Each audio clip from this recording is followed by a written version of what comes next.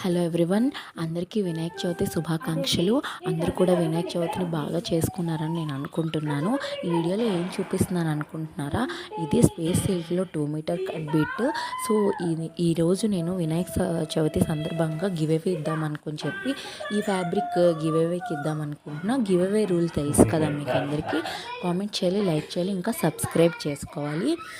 ఈ 3 చేసుకోవాలి. సో నేను ఆ కామెంట్స్లో ఎన్ని కామెంట్స్ అయితే వచ్చాయో ఆ కామెంట్స్లో నేను సెలెక్ట్ చేసుకొని లక్కీ డ్రా తీసి మీకు చెప్తాను. అంటే మీకు అడుగుతాను ఏ పర్సన్ అని చెప్పి. మీరు దాని తర్వాత నాకు అడ్రస్ వాట్సాప్కి షేర్ చేస్తే నేను మీకు ఆ పార్సల్ పంపించేస్తా.